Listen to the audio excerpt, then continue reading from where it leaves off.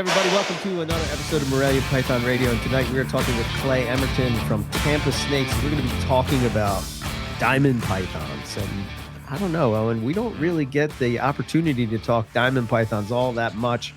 So I stumbled upon Clay on Instagram. I guess it's one of those things that just pops up in your feed, and next thing I know, I click on it and I was like, wait a minute. Pretty snakes. Yeah, I'm like, wait a minute. Yeah. So we're going to get into all that. I love his website, and we'll get into that as well. It's tampasnakes.com, and really professionally done. And it's good to see, I think, in today's day and age of website. Maybe I'm old school. Not just a Facebook but I page. just love a website. Yeah. Yeah. Dollar sign snake. Yeah. So, I don't know. Anything going on with you, Owen, that you want to get into before we get it on with Clay here? I'm gearing. I unplugged. I got Rammy this weekend. Melissa was in Florida, so I had nothing to do. So I'm like, screw it. And I went and I got the collubrids all set up for winter. And by saying that I got them set up for winters, I went downstairs and unplugged everything and then walked out of the snake room. So, so all the collubrids are down, and now I'm getting Rammy because I got to get the Crebo together. So we did get a request for how you breed collubrids, and I think that was episode. It, right? Yeah. That was short episode. I keep them in a room off to the side where it gets cold, and then I remove all heat and leave. Okay. Yeah, and then I come back in March and plug everything in and feed everything. Seems really easy enough. You wouldn't it be? Yeah, I don't want to mess around with all these other hard to breed species. But so I other than that, man, it's cold up here. It's frigid. And yeah, it is cold. I'll admit this one thing. Before Melissa moved in, this house was a lot warmer. I don't know why. She keeps it like a morgue. And either I'm going to have the best breeding season. You make her pay the bill or something? No. Oh, okay. Well, I'm just saying. And turn it up, man. That's what thank you. I get yelled at for that. But I'm just saying, I'll have either the best breeding season of my life or die of hypothermia. We just don't know which one's going to go first. Fair enough. So we'll see. But nah, man, we're gearing up because you like we already talked about in the past breeding episodes. Thanksgiving is like the unofficial beginning. So I'm all punchy for that and getting ready. So I don't think I'm ready. I need more time. It's a little late. Yeah, too late now. So, but so we're gonna get into some diamond pythons. So if you got nothing else, let's get it going. Go for it. And welcome, Clay. Welcome to Morelia Python Radio. Glad to have you. And let's talk some diamond pythons. All right, great. Thanks for having me.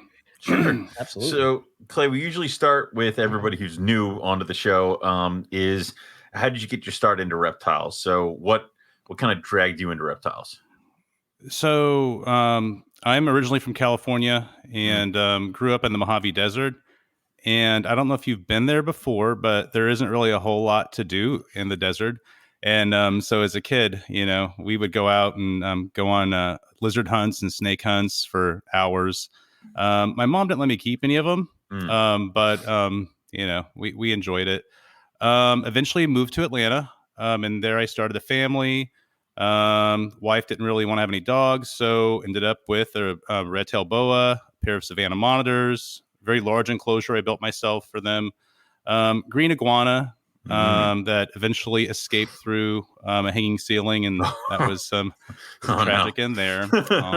But anyway, eventually, though, did divorce the kid's mom, took a break from reptiles, became a 50-50 dad where had the kids every other week, finally got the dog, and ended on, I moved on to saltwater aquariums for a little while, for a few years. I had stingrays, all the tropical fish that you would normally see, the feather dusters, refugium with mangroves, deep sand bed, massive protein skimmer. I don't know if you guys have any experience with saltwater. Very slim, very small, but they're always one of those things where it's really intriguing, but I'm too afraid that I would murder so many fish, and it'd be so hard.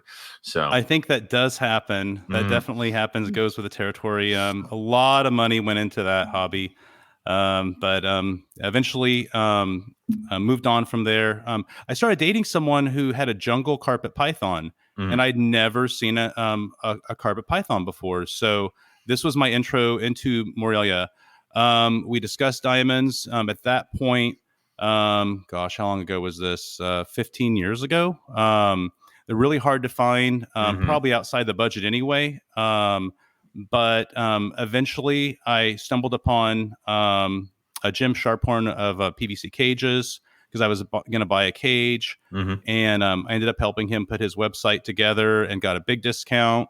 And that ended up leading to having a wall of cages where I had coastals, IJs, green trees with the Promise system, Nice. jungles. I even had some Doomerals, hog noses, Amazon tree boas.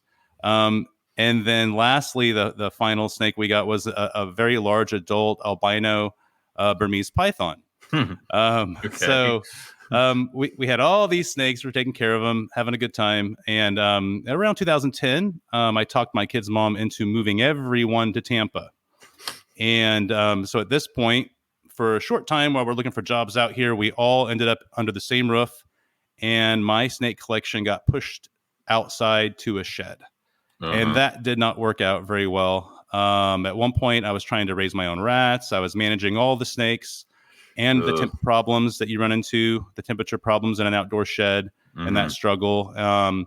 We had a coastal jag that had a clutch of eggs, and I started taking care of those babies. And that was probably the final straw where everything together was just, it became unmanageable. And honestly, I burnt out so hard. I ended up selling everything. Yeah. And I took a huge reset, a nice big break.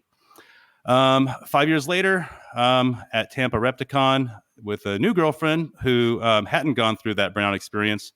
And she bought me a zebra python. And so that was a Christmas gift. And then after a few years, the kids all moved out of the house, all the bedrooms freed up.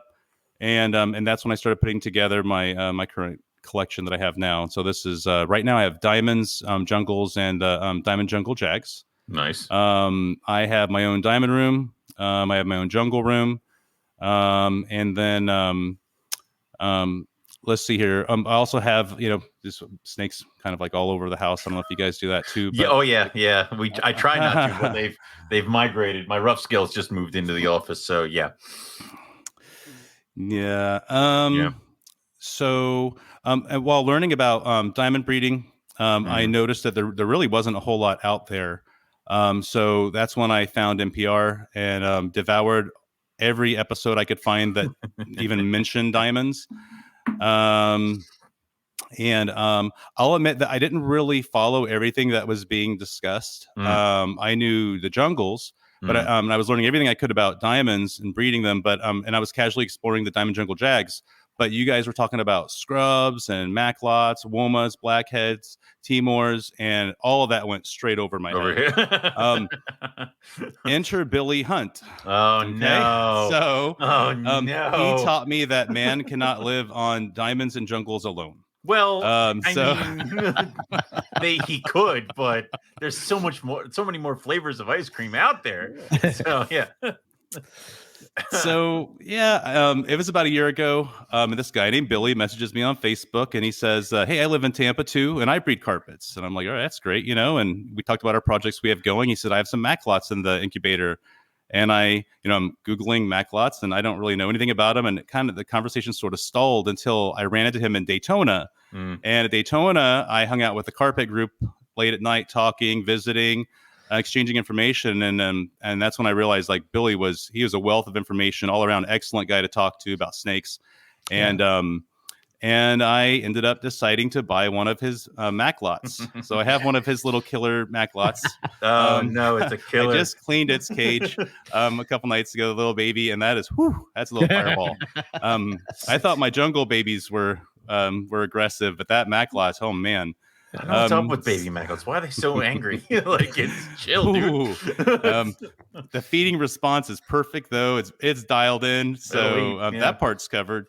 So I'm picking up that Maclot's baby at Billy's house, which ends up apparently being 6 minutes from my house, and which was really cool. No And kidding. then, That's dangerous. yes, I am not. I know it was a huge coincidence. It's I was not like, good. no way. I know.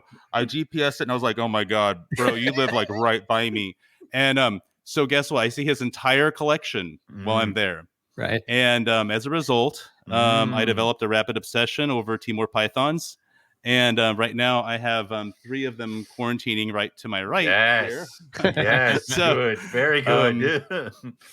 Yeah. So the Timor pythons are they're very cool. So but I blame Billy for that as I do many things I would. at this point. Yeah. But yeah. So that's kind of how I got into where I'm at like right now. That's awesome. So what drew to the diamond python? So what drew you to that? So the diamonds are just, of course, they're just stunning. They're beautiful. Their personalities, they remind me of if you know how sometimes you look at snakes and they do that little meerkat pose. I see diamonds do that more than any other snake. They're so curious and especially, I mean, I don't know if you've gotten to hold like some of the babies, but they come out of the egg super curious, doing that same little meerkat thing. They're interested in what's going on in the world. So, so I love their personalities and and their appearance. That's awesome. They're really different, and I'll tell you, like even right now, like I mean, they charm me. Even right now, I go into my room and I have my room starting to cool now, and so we're not freezing yet, but we're getting there, and so. They have like a nice warm day. I go in there, it's like in the mid 60s, and all of them are out and moving around and checking me out. And I'm like, they're just like, you can just tell. It's kind of like how a human will enjoy fall weather. They're just loving this cold weather and the cold air. So I find that fun. That is awesome. And so is that what kind of drew you to something like the Timors? Was that just they're really cool looking and it's something kind of off the little cuff there too? So the Timors were just, I don't even know. Just if you haven't seen a Timor python, you got to Google it, you guys. I when I saw Billy's, I was like, I just saw him and I was like, oh man, what did you just do? Yeah. And he's like, he had no idea. He had no idea what I was talking about. I don't think he was playing dumb. I think he really didn't know. Like at that point, it was like love at first sight. You have to see their heads, their coloring. After I bought him, my girlfriend saw him and she's like, oh my God, that is a stunning snake. And I was like, yes. So don't ask how much they were. They were cheap. Get out of here. Like, yeah, done. Later we're at the recent Repticon and we're there, and I ended up selling a diamond to someone that Billy introduced me to, and so we're Jason Hood. You guys may know him. Yeah. So we're all talking, and Jason's talking about like how expensive the Timors are, and my girlfriend's kind of like listening, and she's like, "Wait, how much are these?" And I'm like, "We can talk about this later." I don't know. So yeah, later over drinks, we're able to have that discussion. But that man is crazy. I don't know what he's talking about. Like, but that's awesome. More people need to get into those. I have 4, and I think I need more, which is bad. So, but yeah, more people need to get Timors. So, I have a quick question. When you talked about aquatics, right? Have you? Well, first, is there a comparison between the two hobbies? Are they similar? It seems to me that aquatics are like so more advanced, so further advanced. Yeah. I think that this is way easier. And, you know, I mentioned on our website that I believe that carpet pythons are one of the best pets you can have. That is not true of a saltwater aquarium.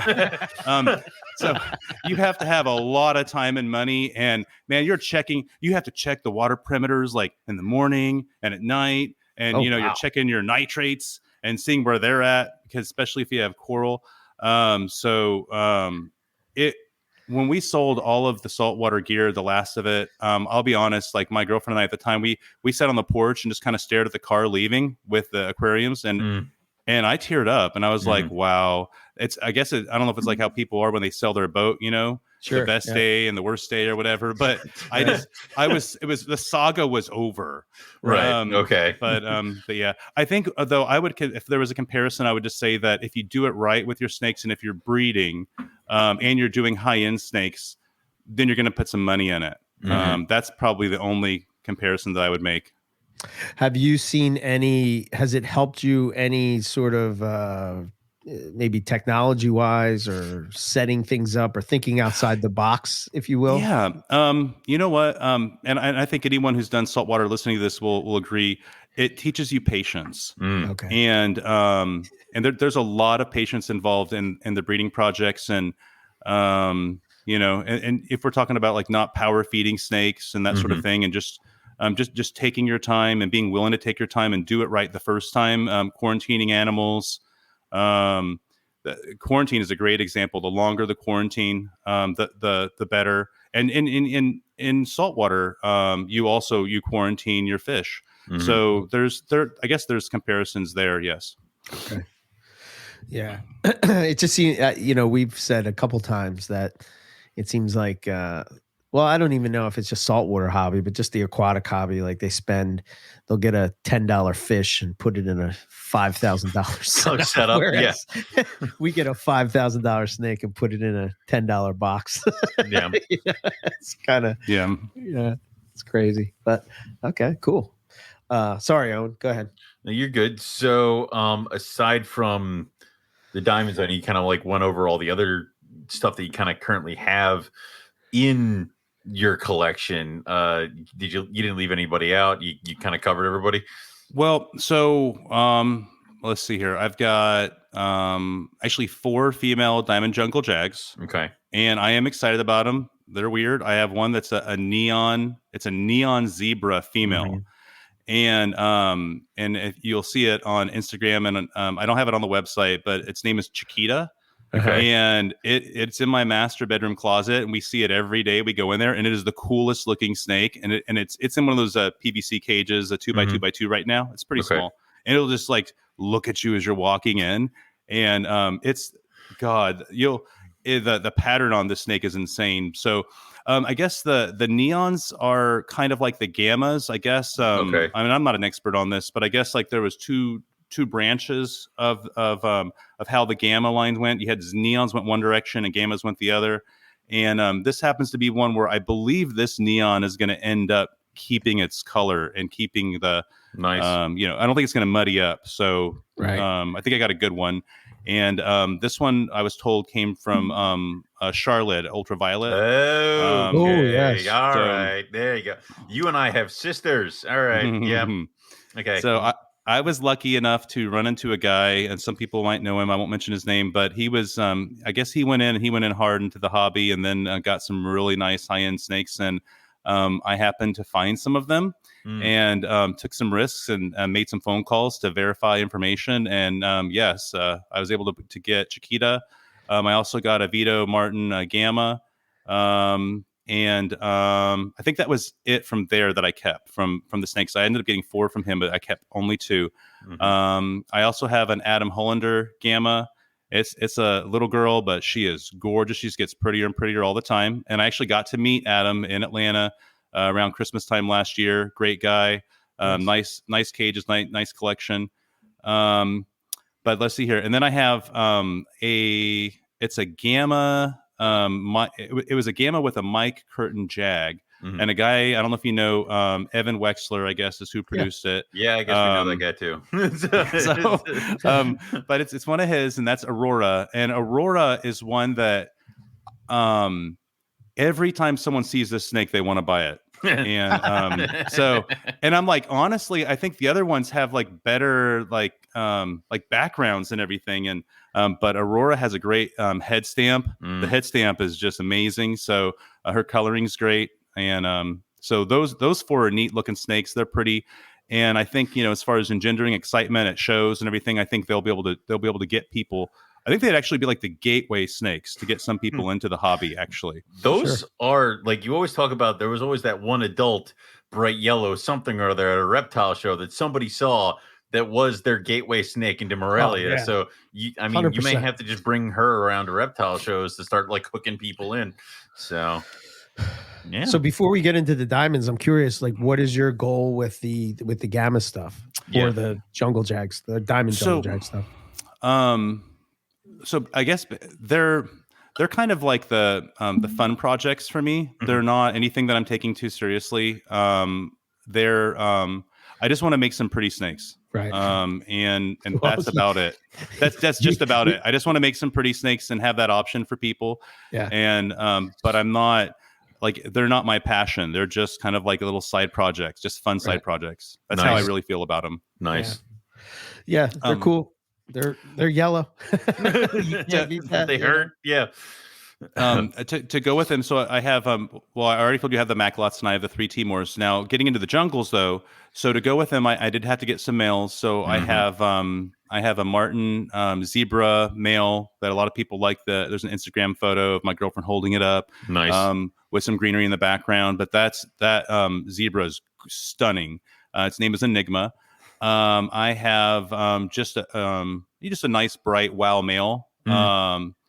And then I've got a pair of, I don't know if you guys saw the Wild Blazes that came out recently. Yep. I've got a couple of them, and I picked them up from Adam. So I've got a male and a female. Let's see. Oh, and then I have, I did pick up, I don't know if Josh Mendel, I don't know if you know him, but I got one of his males. Yep. And it is super clean. So I'm excited about that male. So these are males that I could put with, if I want to, I can put them with those females, the Diamond Jungle Jags that I have. It gives me options. Right. And then of the babies that I'm selling right now that that you see on social media, those are just like super heavy tipped jungles. And so, and I kind of feel that way about the jungles. Either if you're going to go tipped, just go all the way. So just go crazy with the pattern. Yeah. So, and then from there, then we just go right into the diamonds. Nice. So, okay. Diamonds right now, I have 5 females and 4 males.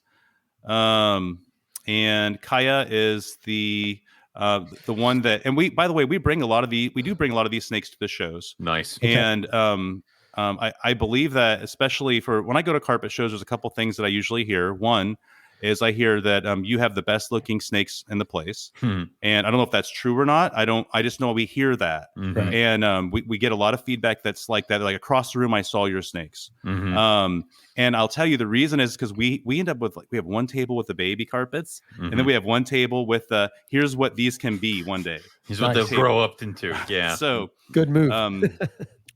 Kaya usually is kind of like the centerpiece, so we'll have like a diamond right in the middle of 2 bright yellow snakes. Awesome. For people to look at. But so the one thing is that you have beautiful snakes. The other thing is, I thought carpets were mean. And so we will usually have a snake out, one of the puppy dog tame snakes for little kids to take pictures with, that sort of thing. And just to show, and we'll hold them and just show everyone that these are not mean snakes. And I think I think a lot of people need to do things like this if they want to get the excitement out there for carpets. Every show in Tampa that we go to, we're getting more and more attention right now at this point. And so that's exciting. But I think that having some adults on display is key. Because the babies, man, as soon as the first thing they ask, is it tame? How big does it get? Yeah. Is it going to get brighter? And I'm like, yes, it's going to get brighter. And they have to. They're not going to believe it till they see it. Probably for a lot of people, if they're not a breeder already. Yeah. And and then they want usually like a snake that their kid can hold or something. And I'm like, well, I mean, there's a science to picking up a baby carpet, and going at it with your hands it's probably a bad idea. Maybe a little coaxing with a hook is good. Yeah, you get halfway into that spiel, and a lot of the parents just like, never mind. Over. Yeah, I know. Yeah. It's gone. Yeah. So, but I do think though that's having the adults though is key. So I always did more. I always did better when I brought the mother of my bredli out to shows than if I just brought those little kind of grayish red little worms. And I'm like, yeah, they'll grow. Like when I bring her and she's all impressive. And do diamonds like bredli tend to color up if you put them under some nice bright light? I mean, they can, yeah. My snake's indoor lighting look different than if you bring them out in the sun. If you bring out in the sun, all the colors start popping. Good. Yeah. So it helps to always bring an adult out there to help, bolster what's going on. Yeah. And it's a good conversation starter too. So definitely. Do you do a lot of shows? So right now, no. Right now we do the Tampa show every time there's a Tampa show, and they're doing them more and more frequently now. We did do one in Charlotte recently, and that's basically at this point we're planning on doing one in Charlotte or it's like Greenville, Charlotte area, North Carolina, South Carolina area. We want to do a show out there once a year. We want to do one probably in Atlanta. I have family in Atlanta. We have family in South Carolina, and I even have family in Alabama. So I might do a Birmingham show, but I do just kind of in the Southeast. I do just want to kind of branch out every once in a while and just let people see real pretty carpets. You know what I mean? And then anyone who does carpets out there, I'd love to try to help them in any way that I can to get their projects going and get interest in what they're selling at the shows, throughout the year. So, but we might just show up to one of those shows, Right. Gotcha. Right. Gotcha. Cool. Very cool. So, what are some of the other diamonds that you have? Yeah. Some of the other... So we have let's see here. So I have Kaya. I have we have Dargo. So Kaya and Dargo we put together. So that's a male. I have one female that I picked up. That's a Psychotic Exotics this year actually, and I was lucky enough to pick it up. It's a 2018, that was one that I was really excited about adding in. I have one that is from this was a Colorado State University professor and veterinarian, and he bred some snakes, and so I ended up buying a pair from him. And then I bought a pair from Terry Burwell of TV Snakes. Yes. And I smile whenever I talk about them. I love dealing with Terry in every way. I love his snakes. And I usually charge a little bit more for my snakes. And people ask me, about like, what's the difference in the prices on your snakes and his snakes? And I'm like, oh, his are amazing. I don't know. I can't wait to breed his snakes. So I'm like, I would buy from him. I don't know. But he's great. So if you can get a Terry Burwell diamond, do it. They're zoo bred. They're from, he got them from Bushmaster. So, he's not all about, the what line or what zoo or whatever, they're pure diamonds and that's what matters. And so I love that about Terry snakes. Yeah. That, I think it's lateralis. Yeah. Holy shit. That snake is nice. That's So I showed that. I actually sent a picture to Terry. I was like, hey, I just want you to know your snakes are great. And he was like, oh my God. He was like, can I have that? Can you send me like a high resolution copy of that picture? It was that because we were talking to Terry not too long ago, and I think he said that there was one snake that he was recently shown that hurt him. That it was maybe that was it. Was that him? Like, that's the one. Nice. And he mentioned he was like, he didn't remember me at first. He said, man, I didn't have any females from that clutch left. He's like, there was some guy, he talked me into buying that last female. He made an offer I couldn't refuse. And I was like, Terry, that was me. I said, how much is it going to take? I'm like, here, I'll tell you what, I'll make you an absurd offer. He's like, oh, man, there goes my female. It's like when you smack the price tag on the snake at the show that you hope that doesn't sell, and then somebody comes up and wants to buy it, and you're like, right, oh, shit, I didn't want to sell this. Now what do I do? You have hard choices to make. I mean, come on, man, that happens. But I think I think my favorite is Dargo. Man, the pattern on that snake that's the problem with diamonds is you can sit there and you'd be like, first of all, that black one's and white. my favorite, and then you scroll down, that one's my favorite, you scroll down, that one's my, and they're all for different freaking, damn it, Lynx is awesome too. This is too hard. Like, I refuse to pick Lynx. Yeah, I mean, well, no, Lynx is the one I'm talking about because it's high white at the front end, and it's got like these gorgeous dots all the way down the dorsal. It's man, wow, that thing is killer. I would like somebody with diamonds to kind of, I mean, we talk about it all the time with the carpet clutch. You could go in 10 different directions with projects. You could do that easily with diamond pythons, even more so, and it'd be great to see that kind of stuff. Well, I think the thing with diamonds, and I guess we can maybe touch on this a little bit, is like I think sometimes the diamond python world sort of focuses on bloodlines as opposed to like producing cool animals, nicer diamonds, right? If that makes sense, right? It's all about like sort of it's a diamond. Wow, that just seems to be my impression that they're it just seems to be about making more San Diego Zoo, more Riverbank Zoo, more, Gary Valle. But I don't know. What do you think about that? Do you have any idea? Do you have any, like, what's your breeding? Are you just trying to make nicer snakes? Do you have a particular phenotype? Are you looking for black and whites, high yellow? It doesn't matter. All of the above. I like offering both. I think that some people do like the black and whites, and they look great. And then sometimes you get like the black and white with yellow, and that looks great too. And then you have like the that TB snakes. I don't even know what that is. That gold. I don't even understand that one. It's so beautiful. Yeah. So yeah, exactly. So they come in all different colors and everything. And patterns. So I love it. I like all of them, and I think people should be able to pick which one they want. Yeah. So I'd like to be able to offer a little bit of this, a little bit of that.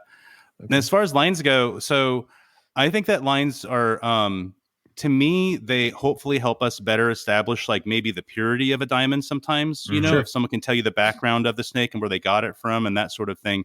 Right. But I'm perfectly comfortable buying a snake from like, from Cam at Bushmaster. And if he just says, hey, this is zoo bred, I don't even need to know which zoo it is or anything like that. And I'd be very comfortable with that. So I care more about purity than I do about the line personally. And as far as like Cypress Creek goes, maybe you know more about it than me, but my thought is if it's pure, then maybe it doesn't add as much legal validity to a project, but more genetic diversity to the project. Right. You know what I mean?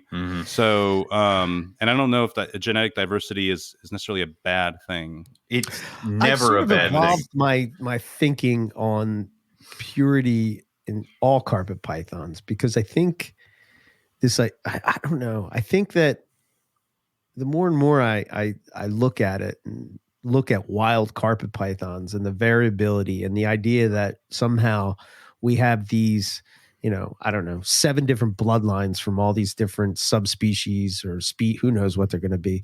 To be determined. Yeah.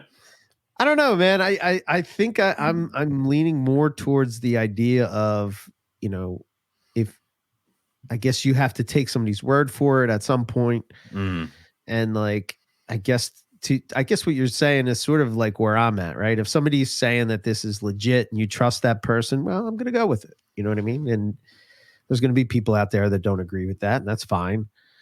Just don't buy the snake from me. Yeah. You know what I mean? Nothing else I can do here. Yeah. I don't know. I get the idea. Like I do. I would want to have, pure whatever, but I just don't know what that means to me anymore, I guess. I don't know. Yeah. I don't know. What do you guys think? I mean, I don't deal with diamonds, so it's not really something that I have. Quiet you. Okay. I think that, when we're talking about, when people are doing like their diamond jungle jack projects or whatever, and they're mixing in different things with the diamonds, I just don't think they should sell the offspring as full diamonds. Yeah. I mean? I worry about things like that. That's what I mean. I'm like, I'm more concerned about things like that. Right. Than, that's the line. I mean, that's a little too far. Is this from a zoo? And, where did this, you know what I mean? I'm a little bit less concerned. I'm more concerned about the purity of the diamond than anything, and just the background of the diamond. And as opposed to the bloodlines, it's a pure diamond. That's the main thing. And then if you really want to start getting into the nitty gritty, you can get into that.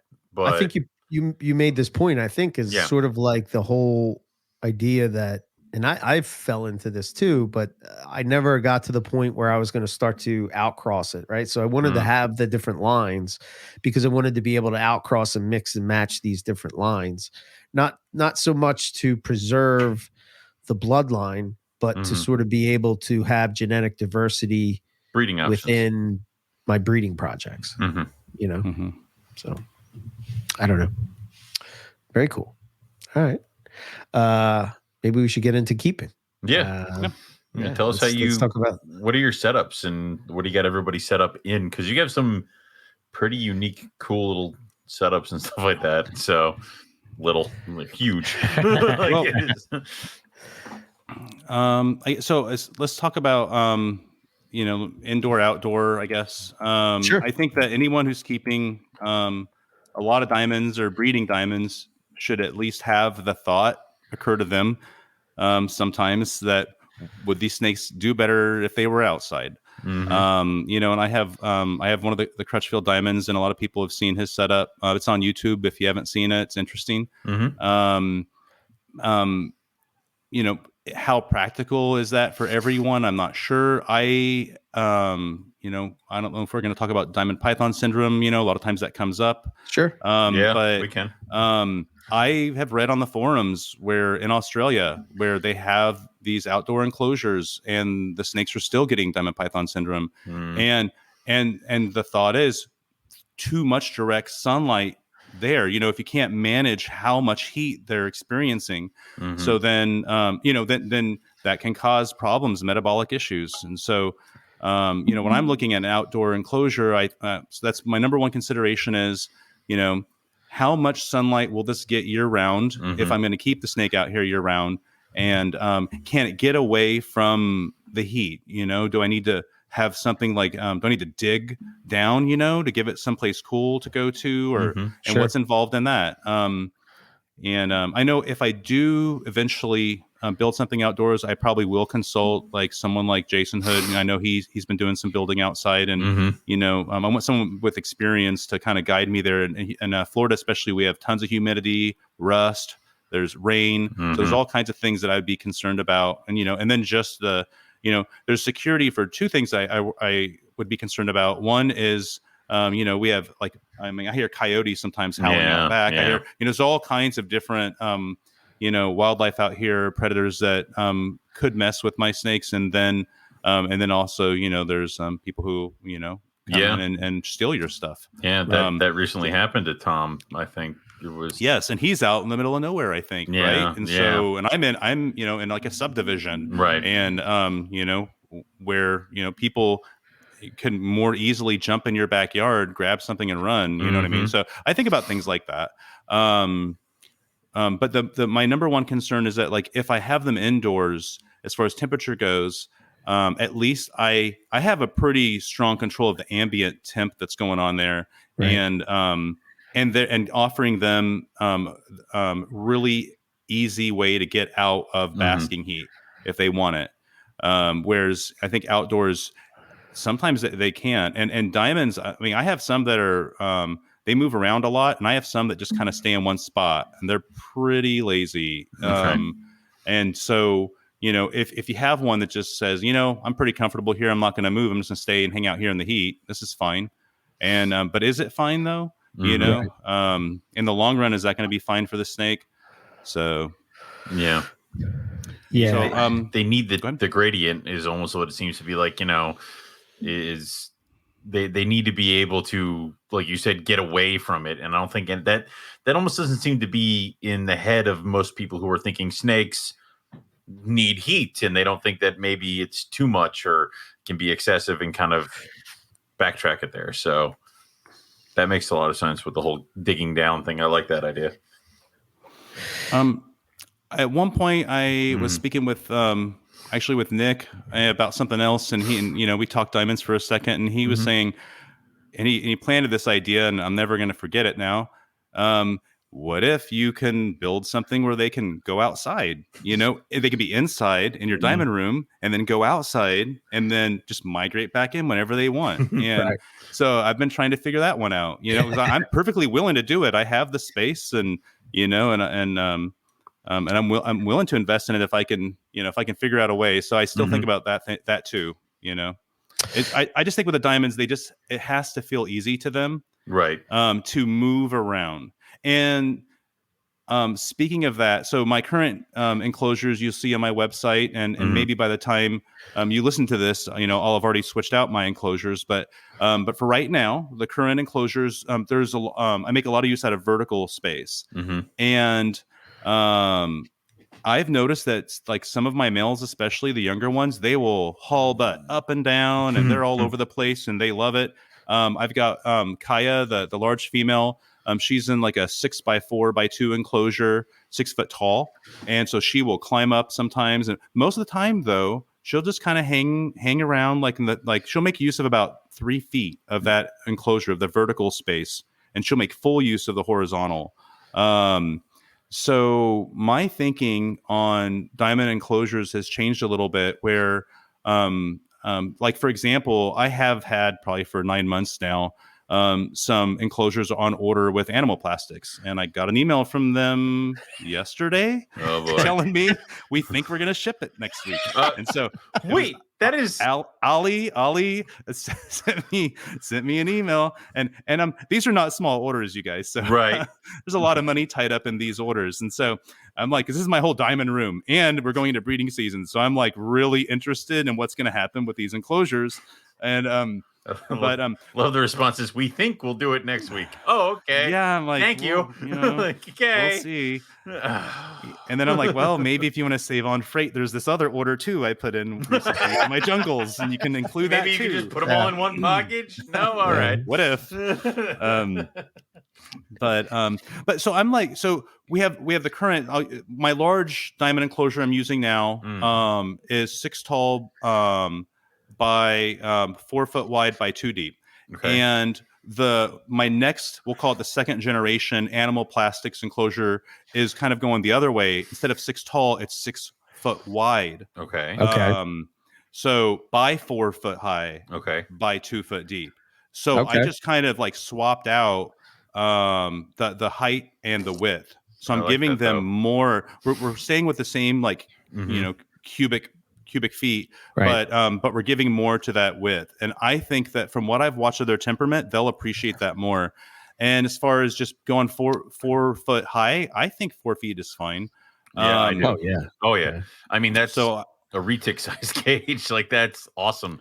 And they're going to use all that space too, which is great. Yeah.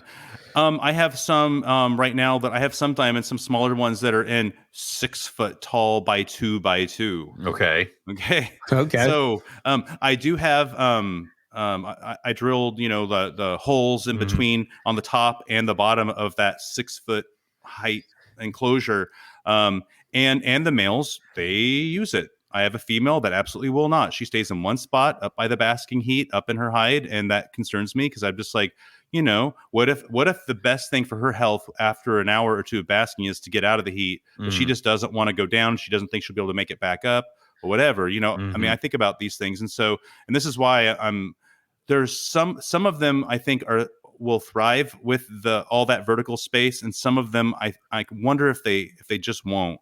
So of the ones that are 6 by 2 by 2, I have switched it now to 6 foot wide by 2 by 2. Right. So all that vertical space just went horizontal. You put that on top of a 4 by 2 or the 6 by 4 by 2, and now you have a nice wall of 2 big cages. And so that's kind of what I'm doing. So my diamond room mostly is going to consist of that setup where you have the huge a 6 foot wide by 4 by 2 and the 6 foot wide by 2 by 2 on top of that for some of the smaller snakes. And I won't be opposed to putting 2 males together every once in a while, so long as I could slap a divider in there during feeding time. They do fine together. So that's awesome.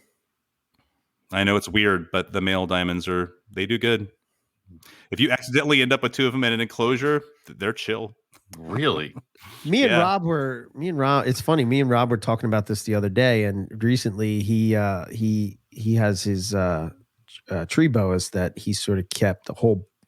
I think there was 3 males in that picture he sent Owen with 1 female. Right. Yeah. And he was thinking like, does this stimulate breeding? And we were talking about it, and I was like, I wonder if that's something that you could use for diamond pythons, because it seems that if you look at any of the papers that were written with diamond pythons, they talk about a couple males with 1 female, in the area when they're during mating season or something like that, where you see 1 female but you see multiple males, and maybe that's sort of like I don't know, tricks are in the ovulate. I mean, I know you can do it without it where you just have a pair, but I'm just wondering if that makes a little bit difference. I think what keeps people from doing that probably is that knowing who the sire of the clutch is, right? Right. They would I don't know if know. that matters to people. To me personally, I don't. If you look at some of the inland, I think it's I want to say it's the Schofield bloodline. Like if you look on Nick Mutton's site at the lineage chart, he doesn't know which male sired the original clutch. So if it's okay for somebody like Frank Schofield to do it, why are we I'm all so right with it, hesitant to do it? I don't know, but we could talk about that later about breeding and whatnot. But do you do perching and whatnot, or are you doing? I noticed you have like little shelves that go all the way up. I do think that I think that shelves are ideal. And as far as resources go for diamonds and diamond breeding, we have I have some of these books here next to me. So we have of course the complete carpet python, and there's some good information in there. This one here, keeping and breeding Australian pythons. I don't know if you guys have seen this. Damn it! It's one I don't have. This book is really good. Yes, and the information on diamonds is spot on. And I found before breeding season this year, I go through all of my materials that I've had. I've gone through these every season. I'm going through them again, and I'm finding that I was taking almost all the advice out of this particular book, the Keeping and Breeding Australian Pythons. And one of the things he talks about in there is having like a shelf that is or a shelf that's also doubles as like a upper hide. Gotcha. So that's what you see in the pictures that I sent you with Kaya's enclosure, is that she'll be up there on a shelf basking underneath her. She'll have her basking bulb, and she even has some UVB up there and everything. And then, but also you see the circles, the holes in there where she can go in and hang out and, and hide at night. At night, she disappears. She's in there. Nice. And that's a boreal hide. So very cool. Yeah. Do you have, I'm curious with the setup, are you putting the UV and the heat together, like in the same basking spot? So I do have them near each other, yes. With the new setup, the Generation 2 enclosures, I'm going to separate them a little bit. Okay. To where I'll have heat on one side, and then I'll have UVB not on the other side, but next to it, to where if they want to get out of one and get over to the other, they can more of one or the other. So that's my current plan. And with the new enclosures right now, I'm using I think they're the the compact fluorescent bulbs or whatever, and I'm going to end up going with the long tubes and that sort of thing. So I'm definitely going to include UVB in all of my diamond enclosures. I'm giving that option. I have seen Kaya get under her light where she has heat over here and she has UVB over here, and she'll hang out under the UVB sometimes. It's not all the time though, honestly. Right. I still feel like it's better to have some. I would not have too much, but I think it's better to have some than none in the enclosures. And I would rather lean that direction with it, honestly. Right. Okay. Very cool. So I guess now that you're going 6 foot wide, yeah. Are you going to have the same type of basking shelves in that situation now that it's further apart, or are they going to be more like a horizontal, like maybe 3 going across, as opposed to like the ones you have now, which is like one on each side, sort of like steps? You know what I mean? Well, not steps, but yeah. Well, so I like to have the little platforms and everything. Right. I like to give them options, and especially even for climbing. But I do think like in my AP cages that are coming, they all have the shelf. I've had the shelf put in all of them. So I think you should have one big basking shelf going across the whole top. And then they have the option of going down. So I am going to add in some more little shelves for them. Gotcha. Underneath still. So I'll be making my own enhancements to them for sure. As far as perches go, though, I don't really see them use perches much. Just one single 2x2x2 or something, or 1x1x1. I mean, right. I don't really see them use those much. They're more likely to just hang out on a full shelf, where they can just coil up and chill. So it's the big I may have flat to try surface. to I might. So I used to use a shelf, Mhm. and I went to like more of like naturalistic branches to where they're kind of like forked in multiple spots. And immediately when I put them in the cage, they were all over those things. Like I couldn't. Mhm. They're like scrub pythons. I can't get them off the branch. It's kind of annoying because they're in that food, food mode. Mhm. And it's kind of. I Huh. almost feel like bigger bodied Morelia will appreciate a rock ledge or shelf more than a thinner stick. I mean, they'll sit on it, but I mean, I've seen most of my larger carpets, Morelia, really, for them to really get excited about a stick, it needs to be almost as thick as my arm. And then they kind of almost drape Well, over it that's like a, a green tree python, but it's kind of half-assed. So it's very much like a shelf kind of a thing. Any kind of thinner stick in there. well, the ones I have, yeah, are Yeah, real thick, like right. real So, like I mean, tree. I can't get my younger carpets interested in perching and stuff like that. They just don't care. Huh. So they prefer a flat surface to sit on top of. Very cool. Okay.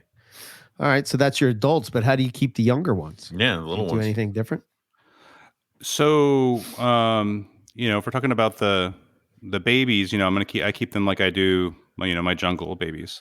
Okay. So they're just in like I put them in like V18s. Give them like the little landscaping. The mesh. What do you call fence. that? Yeah, that's the Yeah. mesh. I cut it out Mhm. and let them climb up on that, Right. and then I'll usually give them two hides, one on either side, or just Mhm. one kind of in the middle. And I have seen them move it around a little bit. If I just do one, they just Uh-huh. kind of will move it wherever they want it. Okay. And they seem to do good like that. As they get bigger now, I actually and I have this on the website. So they are in clear sterilite tubs that have two, we'll call them perches, but they're two PVC pipes that kind of act as almost like a shelf, but they can climb in the middle of it. So you Mhm. get more than one perch. And they're close enough, like I said, where they can lay and rest on it, but also they can go in between if they want, and Mhm. climb up and down. So I have used this. I use this for jungles, and I've used it for diamonds, and they seem to thrive with it. As they get a little bigger, I put them in a little bit bigger tub, and then eventually they'll end up in a large adult, enclosure. Gotcha. Okay. Very cool. Cool. So let's I mean, the key thing with that separates diamonds from other carpets is the temperatures you keep them at. Are you doing Mhm. anything? What are you doing as far as that goes? So I think that with diamonds, there are two things that are critical as far as heating goes, and I would say one is definitely basking heat. If you have a choice, use basking heat, Mhm. meaning like a bulb that you turn on and off, and you don't have it on 12 hours a day necessarily. Right. And then ventilation. And so your ventilation, like on my cages I have right now, it's an open front, like wire mesh. And no, they don't hurt their noses on it. They don't rub their noses in it. I've had people ask that before. I mean, I take that back. Maybe during breeding season, my males will get right up on it. Right, rubbing up on it. I've Okay. seen them.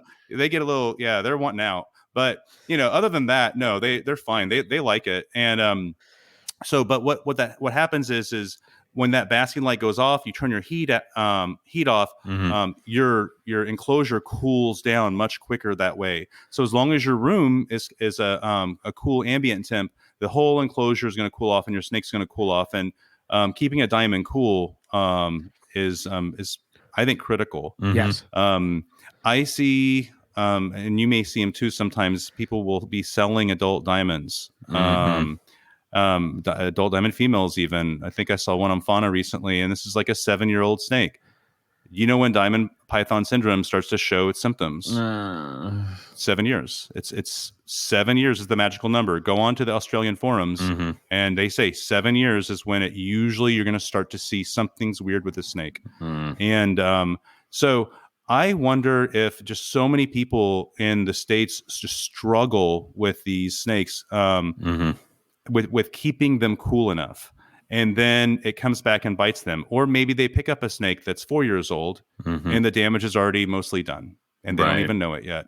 So again, when we talk about diamond python syndrome, I'm of the school where I believe it's a metabolic issue and that's all about heat, where they're just kept too warm, and the snakes need a long winter period, and I also believe that they need to have much cooler ambient temps. So if I ever lean any direction, it's always going to be to turn the basking lights off and the heat off earlier than later. Because I just don't know. I don't know if anyone really knows for sure what the magic number is as far as heat goes. But right. I prefer to keep like my ambient temp during spring and fall and summer. My ambient temp is usually going to hang around in the mid 70s to upper 70s max. Okay. Yep. And that's probably about it. It can go down, it can dip into the low 70s, but I usually kind of hang out in the 70s. Yeah. And if I was reading right, the temps in some of where some of the diamonds are, like it'll get in Australia, it'll be in the 60s a lot at night. So you'll have like a warm day and a really cool evening. Right. And so I don't think it's going to hurt the snakes at all to have them, even during some of the warmer months, to have them cooler at night. Yeah. So I try to stay away from the 80s as far as ambient temps go, period. Yeah. Okay. And I even do that. I even think with my jungles, the cool side, I need the cool side of the cage to actually be in the 70s. I want them to have that option, Here you have some of the warm side, you have some, and maybe even some basking heat. I even like my jungles to have basking heat. Right. And so, and then if they want to cool off, here's some access to the 70s. And I don't think a lot of people do that. No, I would agree. I think the more and more that I've I don't know, evolved as a keeper or whatever, especially with diamond pythons, the more and more I believe that with carpets just in general, that having a basking spotlight, like a light to where they can bask under, rather than a heat pad or a radiant heat panel or something like that, to me is sort of the way to go, right? Because I would agree. I think they're going to bask for a few hours. They're going to get away into that cooler area. Like you think about it when we were in Northern Territory, do you see any carpets out during the day when it was 100 plus degrees? Hell no. And if we did it, or I want to say that if we found, when did we find a carpet? Middle of the freaking night, like in the dark. What was the temperature? Degrees. This was a Darwin, and it was 70 degrees. Right. So I would say that we found more snakes in the twilight to evening hours, because that's when everything started moving, was when it was cool enough. I mean, I don't think we found a single snake during the daylight hours, unless you want to count that not olive python, that water python that we found because it was in a nook of a tree and we dragged its ass. I mean, it came out on its own willingly. That was the only thing I think we found in daylight. Do you think that people are afraid to keep their pythons, like if they're cooler, like is there that pythons? Stigma, or did you have a hard time with that, like trying to adjust that? I think that people are afraid of like getting RIs and stuff. I think they're afraid of getting them too cool. And I'll tell you that I sold a jungle to one guy, and I don't know what the ambient temp was in the room, but this is in the winter time. But that snake did get an RI, and he did lose the snake. And I felt really bad for him.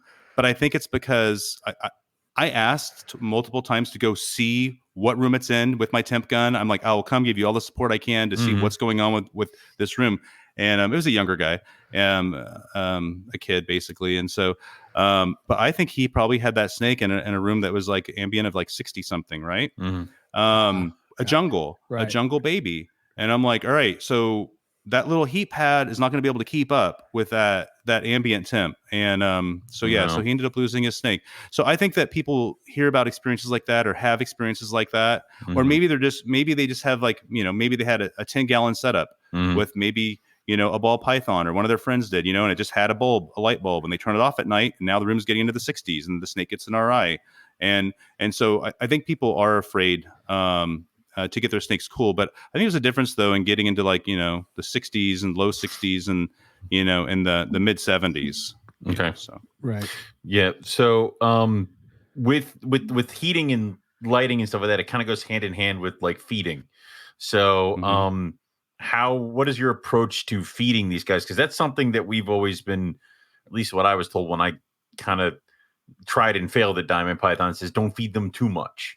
So, how is your feed cycle around the younger guys all the way up to the adults? Okay. So, the younger guys, when they're really small, I try for every 7 days if I can. Okay. And they're not always going to eat, you know, and, but a lot of times they do. And so, and I'll start off with, the mouse fuzzies, and then try to get them up to hoppers as quickly as I can. And then, as they get a little bit older, we're going to move up to 10 days. As we get into larger meals, and then 2 weeks. And with my adults, I'm at roughly around 3 weeks is where I'm at. And I don't give them large meals. I usually will keep like some decent sized quail or sometimes some medium rats on standby, you know, but a lot of times it's going to be just like a decent sized small rat is what they get. So yeah, I don't feed them heavily.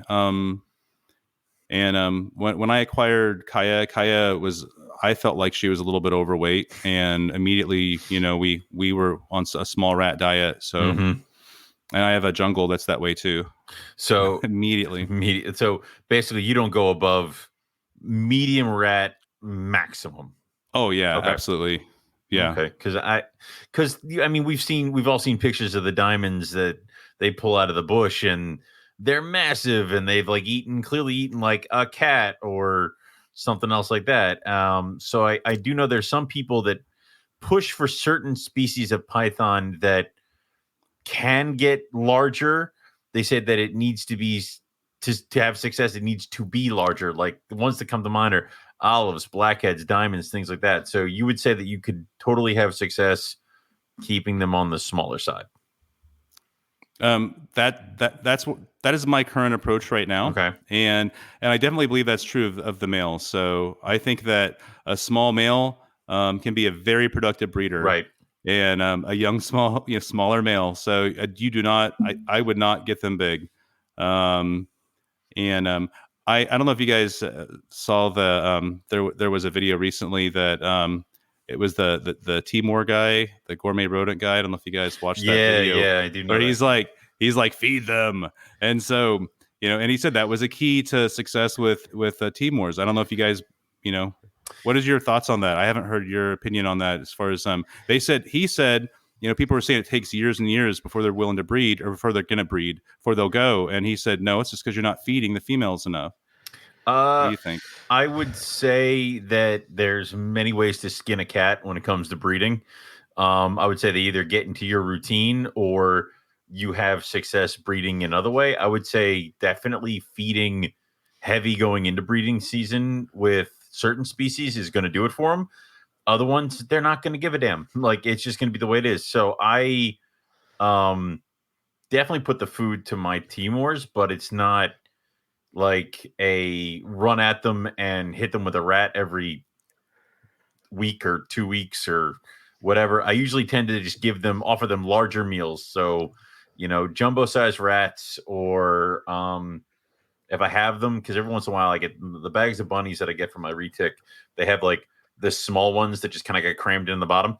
So the Timors will take those too. But I won't push them. And they're big animals when they kind of are deceptive like that. Like, you look at them and you're like, you're not that long. And then I pull them out of the cage. You're like, Jesus Christ, you're like, 8, 9 foot, like that, like, and it's deceptive. So, I would say that they can get big quickly, but I don't think mine are fat. I don't see they're lean. They're quick as God, anything. So, and I would say my male moves, and I offered him a chance to get into the female's cage, and he took it the first day I gave it to him. And then I've been offering him a chance to go back into his own cage, and he won't take it. So nice. I don't know. Good. Like I said, there's probably 10 different ways to skin the cat. My next experiment is I'm going to take him out, put him in his own cage, and see how long it takes him to find his way back to the girl. But I don't want to like torpedo the breeding season because I was curious. So right. I don't know. I would say that you could probably do that. I would say definitely if you don't offer a good amount of food going into breeding season, you might not have success with certain types. What is he equating feeding heavy to? Like, is he? So, I was and this now we're talking about Mike Lehman was talking, and they were asking him, you're very successful with all your Timors, with breeding them every year, and there's what do you think? Simplify it. They're like, simplify it. What's your key? What's the key here? Okay. And he's like, feed them. Cool. And he's like, if you feed them, they will breed for sure. And if you don't, you're gonna have problems with them breeding. And I said, okay. And he said he didn't say make them fat. He said no. He's not talking about obese snakes, but he's like the females, especially. Man, you should get them right there where you're kind of like, is this snake almost obese or not? And he's like, you're probably good right there. Okay. But is it I guess I should have asked that question better. Is it a matter of he's feeding like every couple of days, every week, did he get into that? Or that's the problem is my Timors will eat.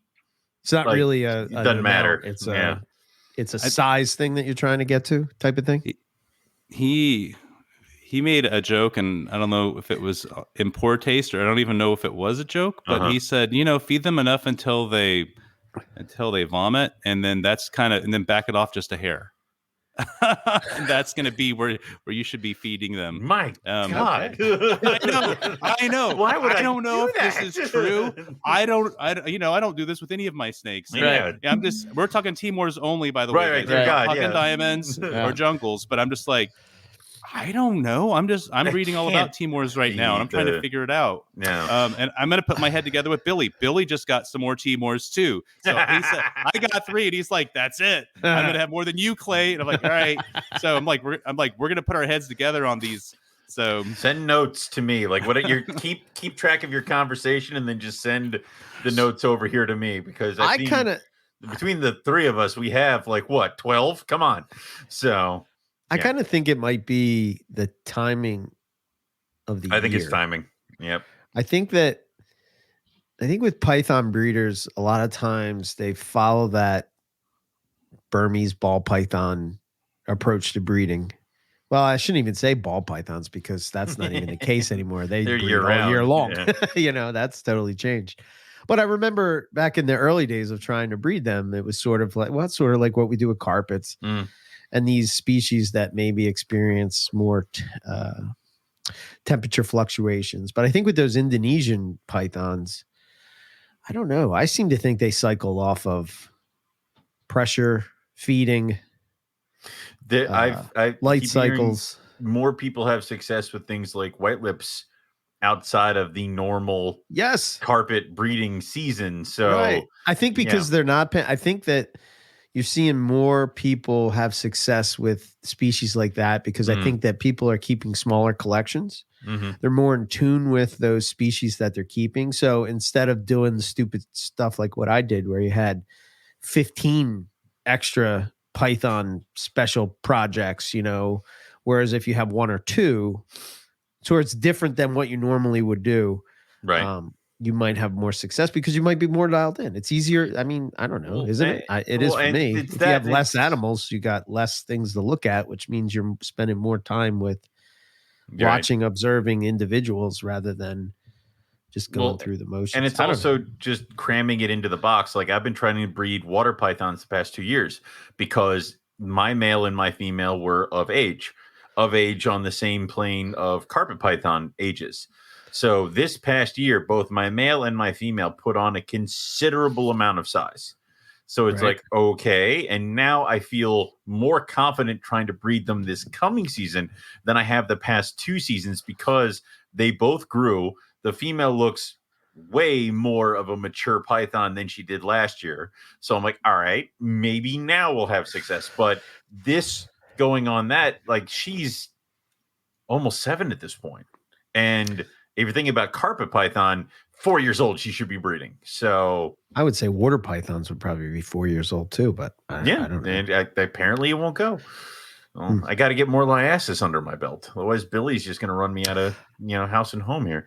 I think there might, now that I'm thinking about it as we're talking about this, I think that maybe there is some validity to getting the female fed, right? Because perhaps in those Indonesian islands that they're on, they gorge and they then need to nothing. feel that they're have enough reserves to sort of produce a clutch, because it takes a lot out of her, and so maybe there is some validity to that.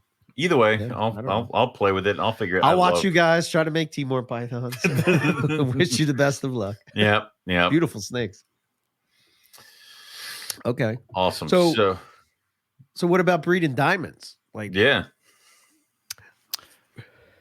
So I'll say, like, as far as the one tip, I would I know there's a lot of excitement right now about like having more females, and a lot of people everyone's trying to get a female right now. I do believe, and you guys kind of touched on this earlier, I believe having enough males is important. And I know last year I had more than one male that I would do kind of like what you read about, where they say, you put one in for a couple of days and you put your next one in, and I kind of rotated them and watched them.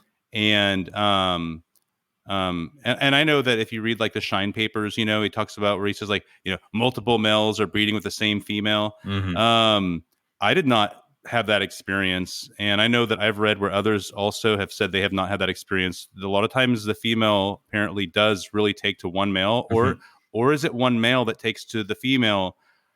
I don't know, but I had one male that was extremely prolific, and he was younger, smaller, and he was interested in all the females. And as soon as he realized that one female was definitely ovulating, he just could not. I could not keep him out of her cage. And then I had another male that just not interested at all. Never was the whole time. And then another male that I was like, maybe you're just too young.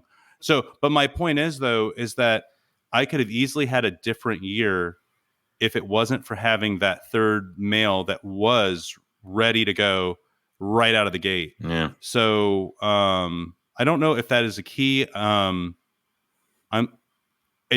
For me, it just felt like if I would have had one female and the three males and that one male would have made all the difference in the world. So that's what I'm thinking. Yeah. It's sometimes you just got one male. So that's the first thing. So I do think having more than one male is important. But as far as cooling them and everything, so basically, let's say coming into the breeding season, the females are going to get an extra meal or two right before. My diamonds, the last meal they had this year was around Halloween, October 31st. So, and then at that point, after that last meal, we're probably looking at about 4 months of no food at all. Right. So, and this is all based on temps and based on what I know happens in the climate here, because I'm going to have to be able to keep the room cool once we do go. So, after Halloween, we went for about 3 weeks. I went about 3 weeks, and then I slowly started to bring the temp down in the room. So I'm going down about 10 degrees. And by the fourth week, if everything looks right, so we're after Thanksgiving, I'm going to go ahead and the door comes open, fan comes on, the room's going to be cold, and it's going to stay that way till about mid-February. Now, so meanwhile, let's talk about lighting and everything. So we have for about 2 weeks, I have my mild ambient drop, reduce the light UVB by an hour.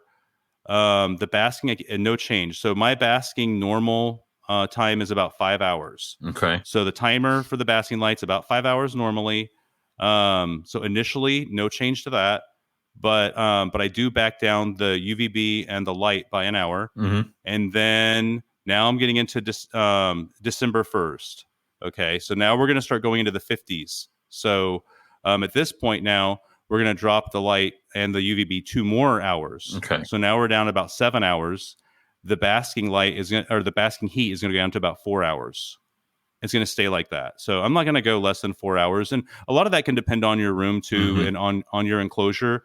My enclosures are very well ventilated.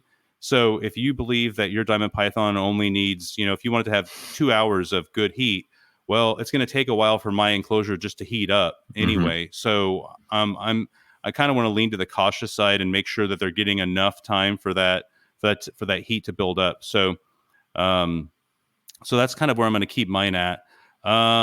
Is about the lowest I go is 4 hours on the timer for basking, and then we stay cold, just like that, no change, the whole month of December, January, mid-February is when I'm going to slowly start bringing things back. So low 60s, increase the basking up to 5 hours, increase the light in the UVB to 9 hours, and then one more week goes by, and now we're going to go in the low 70s, increase the light in the UVB to 10 hours.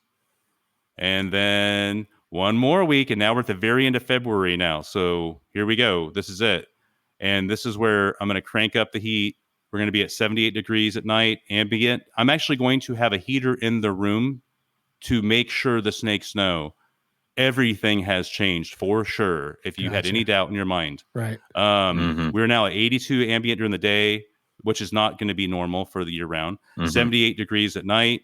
Basking heat is up an extra hour from the usual. It's up 6 hours. Okay. The light in the UVB is up to 12 hours, which normally during the rest of the year it's at 10. So everything has changed in this room until I get eggs. Okay. And then when I have eggs, now we're going to go back to normal as usual. Okay.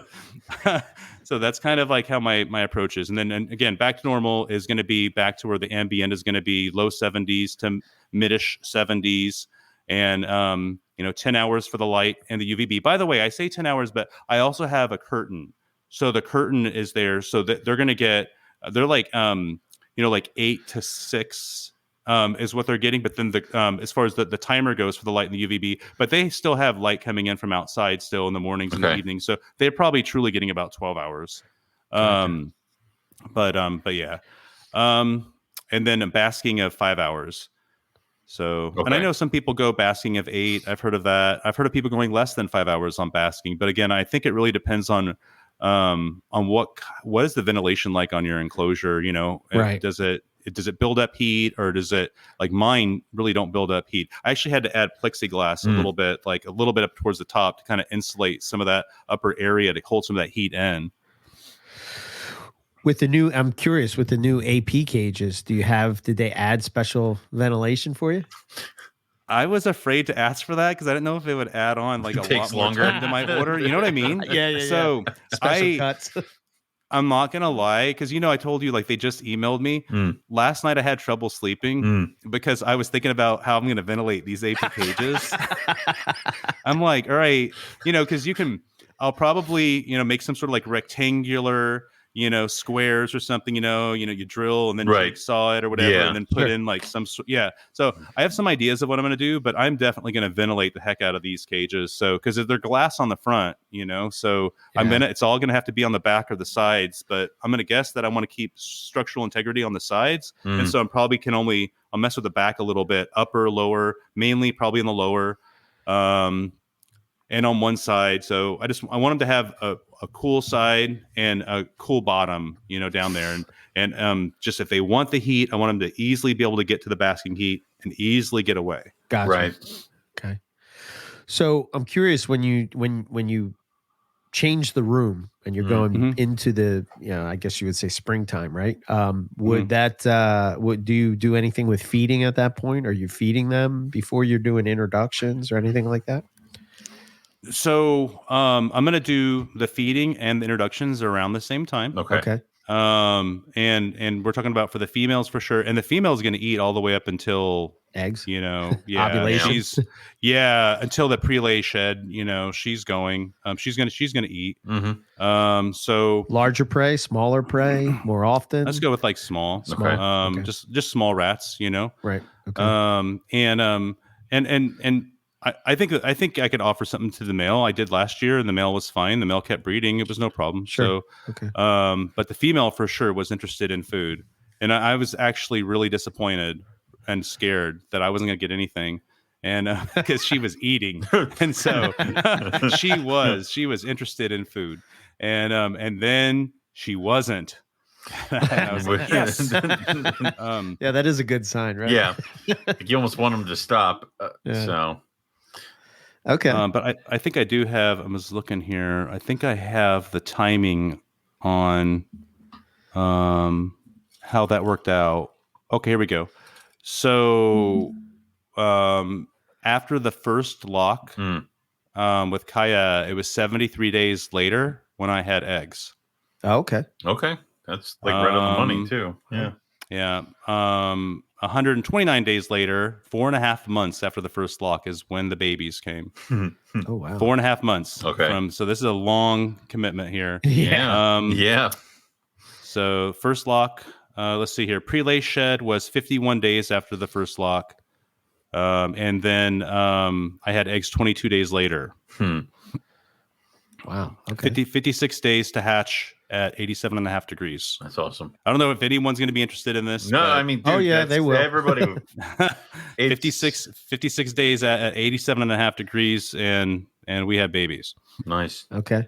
So with the babies, though, do you cycle them down the same as the adults, or do you kind of keep them different? So first year, no, I have no intention of dropping their temps really. Okay. I do a mild night drop anyway for even for the jungles. It's very mild, and then and then when I'm I just was on the phone with someone yesterday. We were discussing it. What do we do with these? He has two different diamonds. For me, one of them was 2020, one's 2021. I'm like, well, 2021, leave it alone. 2020, let's get into a mild. Let's go do a mild winter. Right. Okay. So I think your first winter you leave them alone. Second winter, go ahead and give them a winter, cool them off, but give them like a mild one. So I said 4 months no food for the adults, but for their second winter, a couple months, and I wouldn't get them into like. My adults will go down into the mid 40s, usually upper 40s, but they can go as low as mid 40s here in Tampa. And that's about as far as I go with them. But I would not do that to a snake in its second year. And I know in one of your podcasts you were interviewing someone and they had said that they lost some snakes in the when they went too harsh. Yeah. And so I'd be sensitive to that on that second winter. Definitely make sure they realize that they're being cooled and things have changed. But by the third one, they should absolutely drop them down. Don't be afraid. They're going to be fine. So this is a topic that fascinates me because I find it interesting that number one, there's not a whole lot of, there's really nothing written on that as far as wild diamond python babies go and where they're at and what they're doing, or even carpet python babies for that matter. Right. So I'm curious of like what's your thinking behind why you're doing that first year, second year a little bit, and then third year. Is there some observations that you saw, or did you know, or is just no? And I don't think there's any research. I didn't see anything on it. You just feel, okay. It is strictly listening to other breeders. Gotcha. Okay. And even breeders that have been on your show. Sure. The Australian. If you go on the forums and you just read what they're saying to do with them. It seems like the first winter, kind of really coddle them in that first winter. You're probably not going to hurt them if you coddle them. Right. And the second winter, wake them up, get them cold, but you don't have to be harsh about it. Right. You can be if you want to be, but if you lose the snake, I am. I mean, yeah, that's the risk you take. If you want to, you may lose a snake. But I would say, give them a winter, but it doesn't have to be the harsh winter. Right. And then, but the next one, I would just say go normal with them, so whatever normal means for you. Yeah. I would say they're probably into the low 50 or not low 50, low 60s, high 50s is sort of where I've taken them. I don't know if that's right or wrong. It just, to me, I just thought like, let me see what happens. I don't think you can go wrong with those temps. Yeah. I really they seem to be okay. So yeah. But it does make you nervous, right? You don't want to go and buy a diamond python and say, "Oh, I got this awesome diamond python." Then you're dropping the temps down, and then you And got then a it dead just diamond dies, python. yeah. You're like, because I would imagine maybe they're going into like little rock crevices and micro habitats, and maybe they are staying at a higher temperature in the first couple years. I don't know. We don't know. Yeah. We really don't. So yeah, okay. I mean, the other thing is that not all the babies in the wild are going to make it through winter, and you have less babies. So Yeah. do you really want to push it? Yeah, To be yeah. like, Well, see, survive, and then all 4 died. Of listen, course. man, this is why I love this show, right? We get to Right. talk to people and their ideas about these things. And I think that when you talk to other people about these things and their approach or their experiences or what they've seen or what they've been through, Right. I think it really gives you a good understanding of to give you a basis to where you can sort of go from, right? Be open-minded to other people's observations. I think is key with just keeping reptiles in general, Right. not to be like closed-minded, like, oh, the book says you have to do X. The boa didn't have the babies. Time to start cutting. It's like, no, but they're not shedding right. Like, yeah, it's. I don't care. The book says X. Book says we have to do this. You have to be able to adapt and learn on the fly, especially when it comes to animals that are maybe outside the majority of your collection's like purview. If you have a ton of carpets and only a couple pairs of diamonds, like, you need to understand that those animals are going to might need something different. But just because they can take the temps doesn't mean that they should be subjected to them constantly. So yeah. You got to figure it out. So here's a question for you real quick, Owen, since we're talking about this. Do baby collubrids get dropped? Hell no. Hell no. Why? Again, winter sucks. Like, it is harsh as shit. Like, it is. So what do you do with baby collubrids? You just keep them stick normal? in the rack. Yeah, they just do their thing. The first time any of my colubrids that I've raised up, which it has been years since I've raised a colubrid from like baby all the way up to breeding. Right. And we don't count the rhinos. They're weird. But we're getting there with like the Chinese king rats, other things like that. So it's a completely new set of rules with certain things. But like, it's been a while since I've raised a baby cow king all the way up to adult size. But I would not subject them to really kind of harsh brumation until it was breeding season. But like, I would take a break on feeding them through winter, and I used to keep them differently, so I imagine they had temperature fluctuations and this, that, and the other thing. So yeah, I don't know, fascinates me. Okay.